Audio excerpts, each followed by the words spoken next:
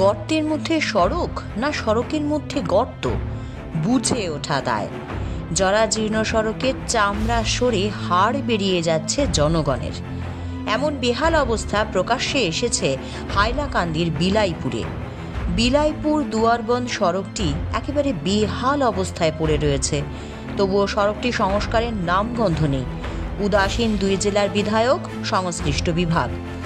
হাইলাকান্দি জেলার বিলাইপুর এবং কাছাড় জেলার ধলাই বিধানসভা আসনের সংযোগী লোক নির্মাণ বিভাগের অধীন এই সড়কের বর্তমানে এমনটাই করুণ দশা। দেখলে মনেই হবে না যে স্বাধীন ভারতে এইরকম একটা সড়ক রয়েছে। গুরুত্বপূর্ণ এই সড়কের 10% এলাকা হাইলাকান্দি জেলায় এবং বাকি 90% কাছাড় জেলায়। এই ধলাই বিধানসভা আসন থেকেই রাজ্য বিধানসভায় বার কয়েক প্রতিনিধিত্ব করে রাজ্যের গুরুত্বপূর্ণ বিভাগের মন্ত্রীও হয়েছেন পরিমল শুক্লবৈদ্য, ছিলেন পূর্তমন্ত্রীও। বর্তমানে পরিমল শুক্লবৈদ্য শিলচর লোকসভা আসনের সাংসদ।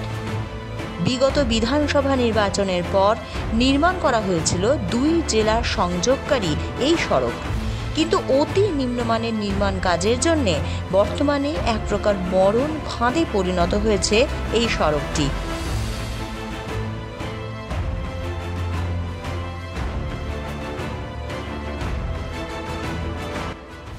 রয়েছে রাস্তাটি বেয়া আছে, এইটো শিলচর বিলাইপুর রোড বায়া দুৱাৰবন্দ।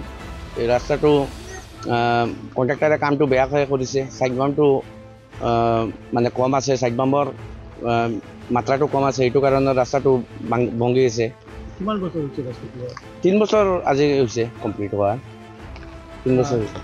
ইয়াৰ বিধায়ক আছিলে পরিমল শুক্লবৈদ্য, তেওঁ বৰ্তমানে সাংসদ হৈছে, তেওঁক আপোনালোকে জনোৱা নাই নেকি?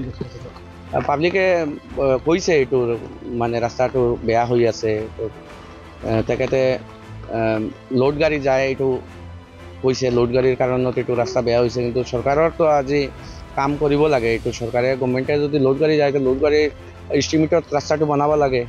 মানে অনেক মানুষে মিলিয়া যে মন্ত্রী আমরা গিয়া কইছি যে রাস্তাটা এত খারাপ। মন্ত্রীয়ে কইছে যে রাস্তাটা মানে বড় গাড়ি চলে গতিকে রাস্তাটা মানে খুব তাড়াতাড়ি নষ্ট হয়ে যায়। আমরা কইছি আমরা কিছু পাথর ফালাইয়া দিলেও মানে রাস্তাটা ঠিক হয়ে গেল।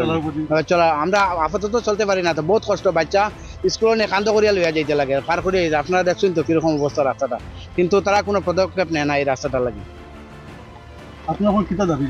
আমরা তো রাস্তাটা যে কোনো আমরা খালি চলার সুবিধা, যেমন আজকে গাড়ি লিয়া বাইক লিয়ে আমরা মানে কোনো মতে বাড়িতে পারি না, কত কষ্ট। মানুষের একটা ডেলিভারি রুগী হইলে যাইতে পারে না, কত অ্যাম্বুলেন্স পাইল না, তো টোটালি কোনো গাড়ি উড়ে যায় না এখন বর্তমানে। আমরা তো এখন তো বইয়া নিতে লাগে, কান্দে করিয়া বইয়া নিতে লাগে। তো স্কুলের স্টুডেন্ট পার করিয়া দিয়ে আমরা কান্দ করে বাচ্চা নিয়ে দিয়া, আবার টাইম হইলে স্কুল টাইম হইলেও আবার ছুটি হইলে আমরা কান্দ করে বাচ্চা আনলাম, ওরকম অবস্থায় আছি আমরা। নির্মাণের মাত্র 2 বছর পরেই এমন বেহাল দশা এই সড়কের। দুই জেলার 13 কিলোমিটার দৈর্ঘ্যের এই সড়কটি স্থানে স্থানে ভেঙে পড়েছে।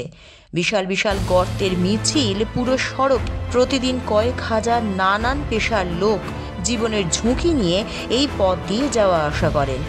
বিশেষ করে কচি কাঁচা পড়ুয়ারা এবং মুমূর্ষু রোগীদের প্রাণের ঝুঁকি নিয়ে এই সড়ক দিয়ে যাতায়াত করতে হচ্ছে।